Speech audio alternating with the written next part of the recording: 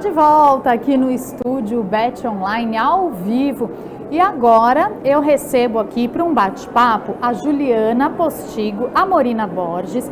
Ela é diretora-presidente do Instituto ABCD. Bem-vinda, Juliana. Obrigada.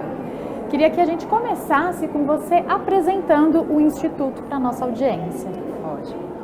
O Instituto ABCD é uma organização social que foi fundada em 2009 e nós temos o propósito de disseminar projetos e ferramentas que têm um impacto positivo na vida de brasileiros com dislexia. A nossa causa maior é a dislexia, que é um transtorno específico de aprendizagem da leitura e da escrita, mas nós utilizamos o nosso conhecimento da dislexia para também auxiliar no desenvolvimento de estratégias para todas as crianças que enfrentam dificuldades no processo de alfabetização. Quem busca um instituto são as escolas ou são os pais? O Instituto trabalha com educadores e com pais. Nós temos essas duas frentes, né? Temos cursos e conteúdos voltados para a família, mas também desenvolvemos ferramentas e formações para educadores. A nível nacional? Isso. A ideia é que a gente tenha realmente uma rede integrada de atenção, né?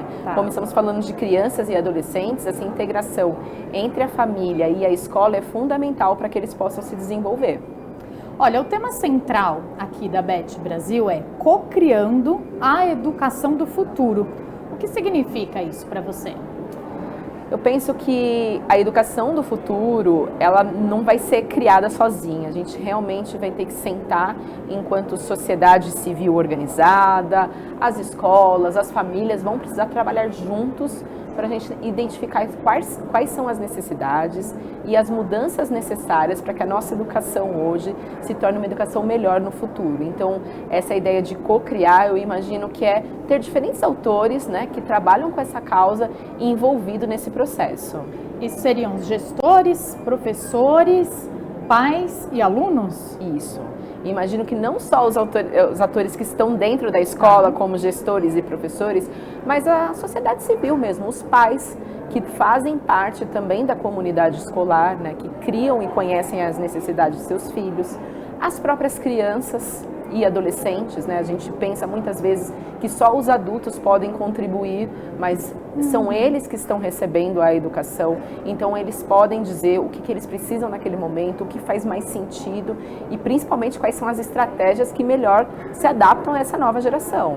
Como seria isso na prática? Você tem algum case, algum exemplo para dar para gente? Nós temos modelos, né, de gestão compartilhada que já acontecem nas escolas públicas em todo o Brasil, em que nessas reuniões a gestão da escola reúne os professores e, além disso, os pais participam dessa gestão compartilhada. Isso já é uma prática adotada, mas eu imagino que agora a tendência seja a gente aprimorar e cada vez trazer mais a sociedade para dentro da escola. E você sente uma adesão dos pais, por exemplo, em relação a isso? Ou ainda tem pais que falam, não quero me envolver? Como é que é? Bom, agora retornando, né, para as aulas presenciais pós-pandemia, eu acho que a gente tem vivido dois momentos diferentes. Um primeiro que muitos pais tomaram consciência da importância do professor e da escola. Então, acho que os pais ficaram com as crianças em casa, precisando dar conta do ensino remoto, e aí houve a consciência do quanto a figura do professor é importante, quanto é difícil ensinar, o quanto é difícil manter a atenção da criança, que o computador sozinho não vai resolver os problemas, né? Então, eu acho que essa consciência, talvez as famílias que não tinham antes, passaram a ter mais consciência por conta da pandemia. Por outro lado, nós também temos uma exaustão, porque esses pais ficaram durante aí quase 2 anos responsáveis por acompanhar os filhos, principalmente pequenos, na etapa de alfabetização, grande parte do tempo, né? Eles precisavam mediar a aprendizagem, são crianças que não têm autonomia. Então eu sinto que os pais percebem melhor realmente a importância da escola, estão valorizando mais o professor, né? A importância de ter o professor, mas por outro lado também existe agora um momento de acomodar isso para o ensino presencial, redistribuir os papéis, o que é papel da escola, o que é papel da família, e eu imagino que o futuro a gente consiga combinar eles os dois, né? Tanto o papel da escola quanto o papel da família, para melhorar a educação como um todo. Que bom, né? Como que você acha que isso chamou a atenção no reencontro da comunidade educacional? Eu acho que quando as crianças retomaram retomaram as aulas presenciais, houve uma preocupação muito grande, né, dos pais sobre os protocolos de segurança. A gente ainda estava muito concentrado nesses protocolos de segurança, como seria o retorno. E hoje eu percebo que as famílias estão empenhadas também em todo esse processo de recomposição de aprendizagens, né? O que ficou para trás, quais foram os conteúdos que as crianças não conseguiram aprender no ensino remoto. Então eu realmente percebo uma participação mais ativa das famílias nesse processo. O que você vê como as principais tendências em metodologias de ensino para a educação? Eu penso que são as metodologias centradas no estudante, né? Durante muito tempo a gente tinha metodologias e os alunos deveriam se ajustar para essas metodologias. E hoje nós temos percebido um movimento muito maior de olhar para o aluno, para suas individualidades e particularidades e ajustar essas metodologias para as necessidades de cada um, seguindo muito uma linha de educação inclusiva, né? De olhar para a necessidade de todos os alunos, não só daqueles que têm uma condição de deficiência, que necessitam de uma atenção especializada, mas de todos os alunos que, retomando da pandemia, têm outras necessidades, né? Outro perfil atencional, outro perfil de desenvolvimento que vai ser necessário ser olhado. Então, essas metodologias que são centradas no aluno, numa avaliação diagnóstica e contínua, com adaptações e personalizações do ensino, acho que é a tendência agora no momento. Isso permite que o ensino seja algo vivo, né? E que vai se modificando ali no dia a dia, certo? Sim, certo. Acho que é essa a ideia, que a gente possa ajustar o que a gente tem de conhecimento para as habilidades e necessidades do estudante. A pandemia trouxe algo, o ensino, né, via tecnologia, muito presente. Como que você vê o uso da tecnologia pós-pandemia? Acho que o grande ganho da pandemia, se é que a gente pode ter tido um ganho, é que nós aceleramos o uso da tecnologia não só na escola, mas de um modo geral no mundo todo. E nós precisávamos mesmo dar um salto de tecnologia, principalmente no Brasil. A gente tem muita dificuldade de conectividade, de acesso à internet. Isso ficou claro o quanto nós precisamos reduzir essas desigualdades de acesso, né, para que todos possam ter ferramentas tecnológicas disponíveis para a aprendizagem. Então eu vejo que o caminho do híbrido ele é sem volta. A gente percebeu que a tecnologia traz benefícios, leva conhecimento aonde muitas vezes não é possível se chegar presencialmente. Então acho que esse é um caminho muito importante. Por outro lado, nós também percebemos que a tecnologia em si, sem uma preparação dos professores, sem uma estrutura, também não traz muita mudança. Nós precisamos entender melhor como utilizar a tecnologia e como desenvolver um ensino híbrido que não seja só uma transposição do que acontece em sala de aula, né? Nós precisamos pegar as ferramentas que realmente engajam as crianças, adolescentes e adultos e utilizá-las a favor da educação. Então eu vejo como um momento em que nós estamos ampliando o acesso, tanto à conectividade quanto aos dispositivos, e também melhorando a qualificação tanto dos professores, dos gestores, para usar a tecnologia a favor da educação. Bom, acredito que isso também vá se adequando de acordo com a idade do aluno, né? Sim. Talvez quanto mais novo, menos tecnologia, para ter mais esse contato presencial, né? Sim. É muito importante que a gente entenda que a tecnologia ela é sempre uma ferramenta, né? Então, ela não vem para substituir o professor, não vem para substituir a escola.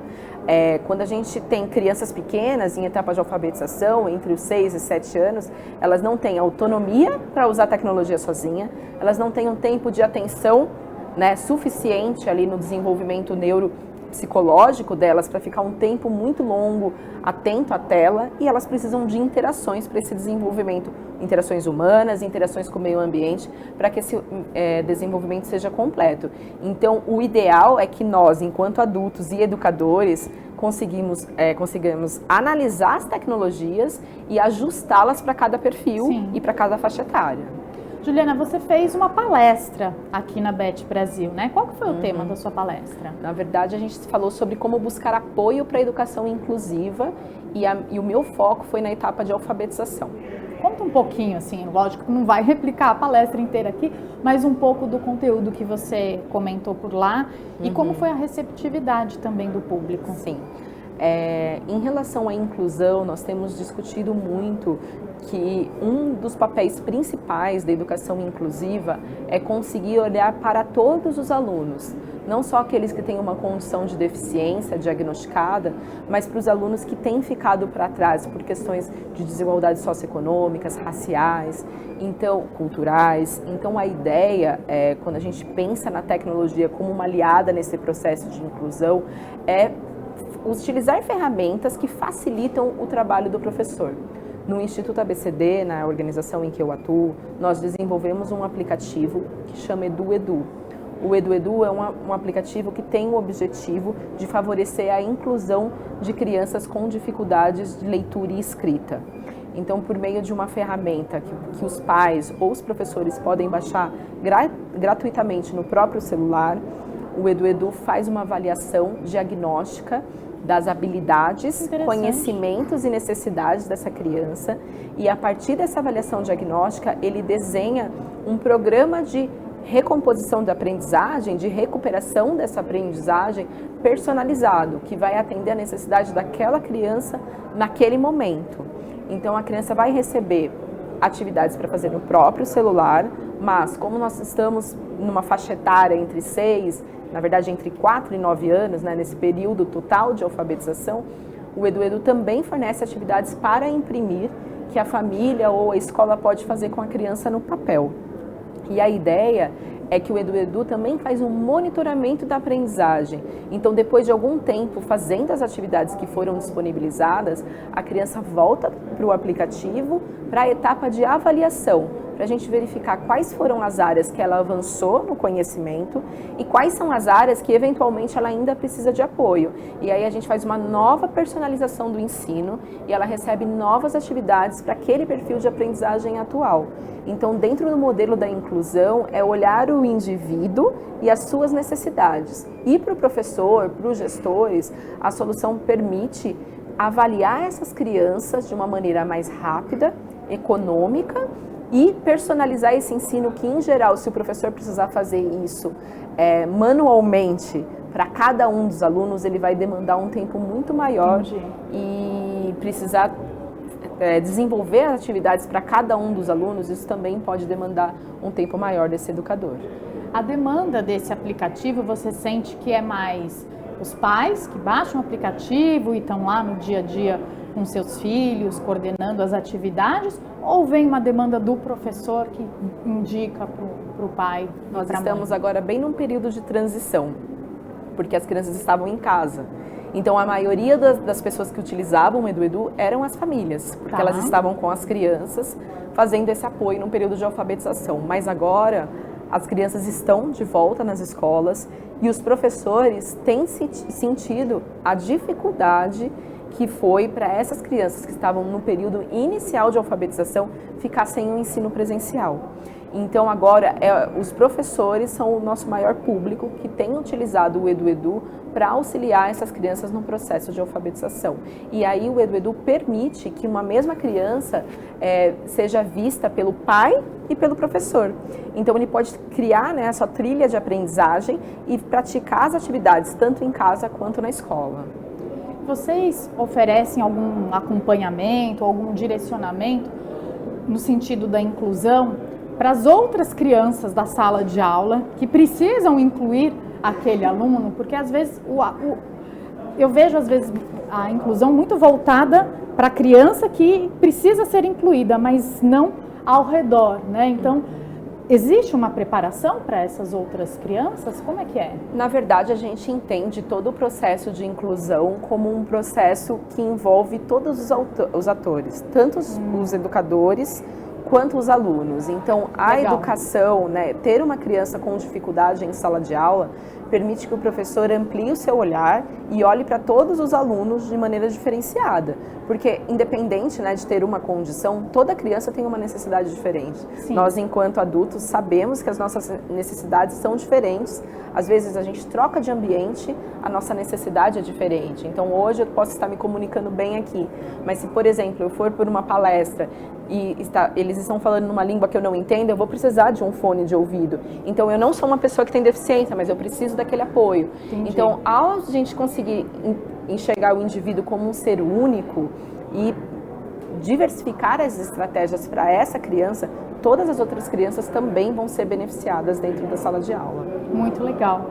Juliana, para finalizar, você quer deixar algum recado para a nossa comunidade? Sim, eu gostaria de convidá-los todos para conhecer mais sobre o Instituto ABCD e também o EduEdu, que é esse aplicativo que pode ajudar crianças na etapa de alfabetização. Hoje nós estamos lançando um curso, uma formação para os educadores que têm interesse em usar o EduEdu. Esse curso é gratuito e está disponível no nosso site, que é www.institutoabcd.org.br. Que bacana, parabéns, viu? Eu agradeço pelo a trabalho. oportunidade. Obrigada. Imagina. Pessoal, e agora vocês ficam com o seguinte conteúdo: como desenvolver o pensamento crítico e criativo nos alunos. Esse é um conteúdo Kumon.